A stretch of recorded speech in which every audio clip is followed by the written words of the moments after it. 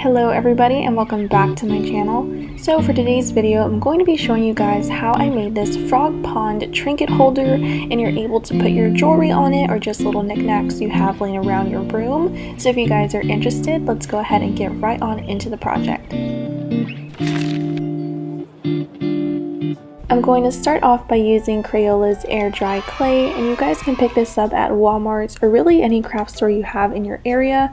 I'm going to just scoop up a medium-sized chunk of this clay and stick it right onto my mat. You guys also want to make sure you're working on a surface that you can get dirty because the clay is going to make a bit of a mess.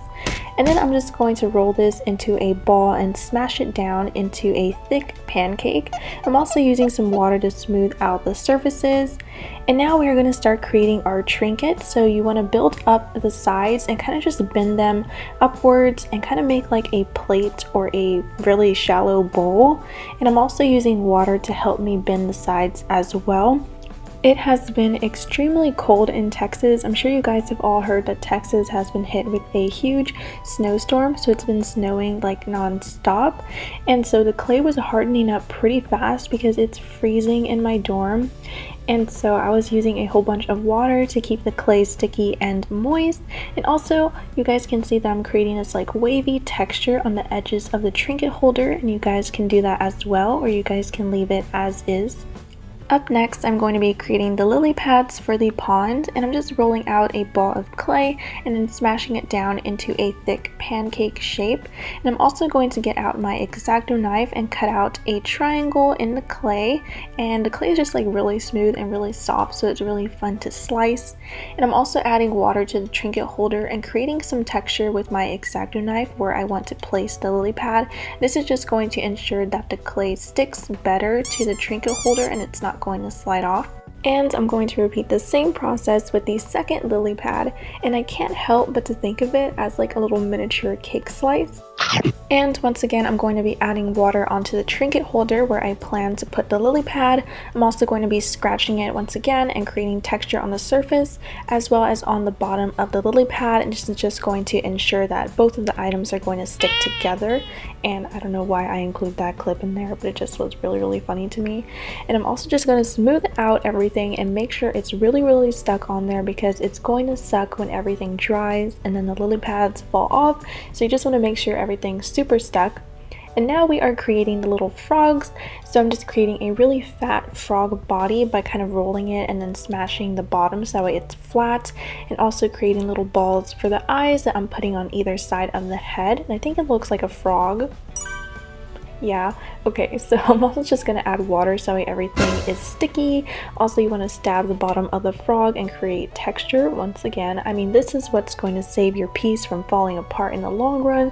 So just make sure you guys add texture to the bottom and all the areas where you're going to be sticking clay together. And for the second miniature frog, we're basically doing the same frog body, the same concept, adding both of the eyes on there. And for the big frog, I actually forgot to add texture whenever I was attaching the eyes, but make sure you do that for the frog's eyes as well. And then I'm just placing the little small frog right next to the big papa frog, and they're just kind of like chilling in the pond together.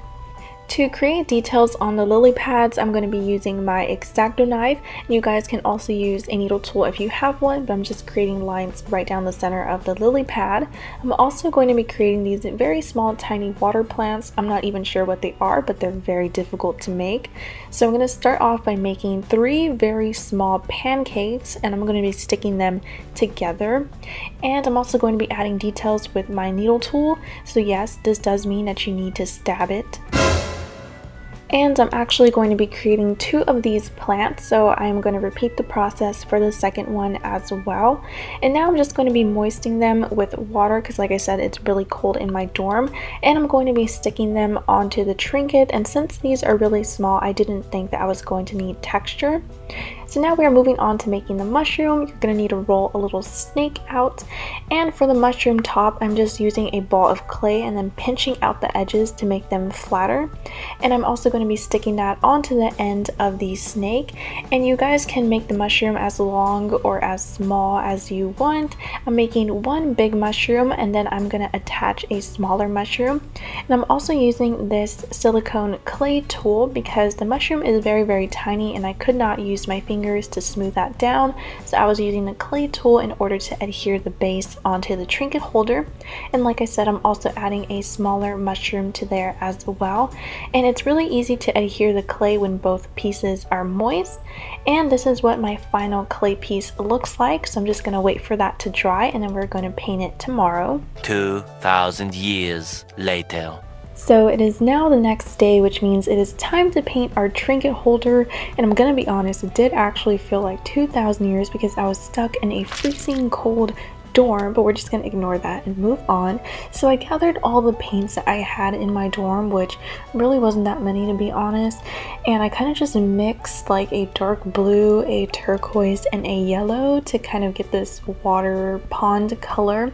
And it was pretty similar to the blue I was imagining when I first got the idea of making a frog pond, so I'm really not that disappointed with the color. I think it actually looks really nice and really pretty, and there's really not much to this voiceover. It's pretty much just me painting the frog pond like all the way until the end.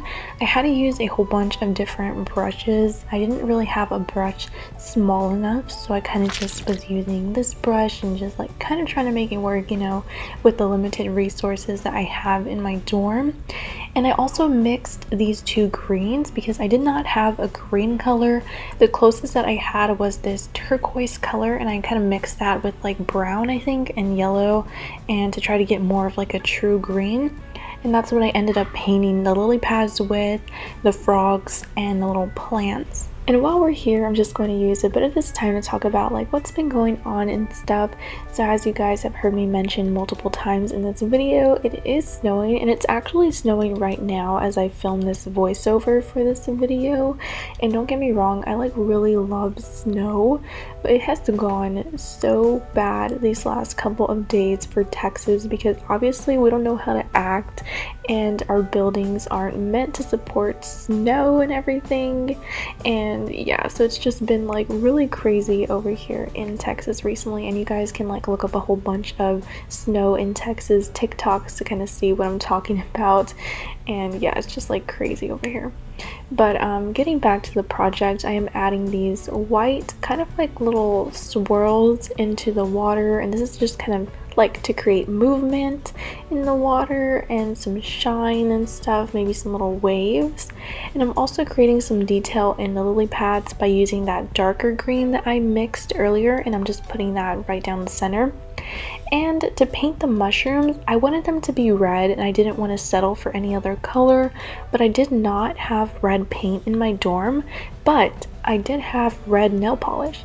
So I'm using red nail polish to paint the mushrooms, and I think it came out even better than it would have with red paint because the polish has like a little bit of a shimmer in it. And I'm also creating highlights on the lily pads. I'm using my dotting tool to create dots. I'm also using it to create the eyes on the frog. So I'm just using a black acrylic paint, and I'm just dotting on the eyes for both of them. And I'm also using a smaller dotting tool to draw on the mouth, and I'm just doing like a really simple smiley face for both of them. I think it looks super adorable. So next up, I am painting the walls of the pond a light gray color. So first I'm painting the top of the pond. I'm going to wait for that to dry, and I'm going to flip it over and paint the bottom. And once all sides of the pond is dry, we can start decorating the walls. So I decided to decorate it by adding some light purple dots as well as some pastel yellow dots too. So this was kind of inspired by Easter colors, since Easter is like kind of right around the corner, and so I wanted to use some pastel colors to kind of color that empty space. And for the last step, we are going to be adding some glaze. So you guys can use Mod Podge or you can use Sculpey Gloss Glaze, which is what I'm using here.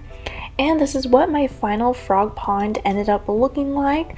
I hope you guys really enjoyed watching the process of me create this trinket holder. This is the first time I've ever created something like this. I was really inspired by TikTok, and you guys can also use it to put your jewelry like how I am doing here. I'm using my frogs as a little ring holder, or of course you guys can use it for whatever you want. So anyways, I hope you guys enjoyed, and I will see you all next time. Bye guys!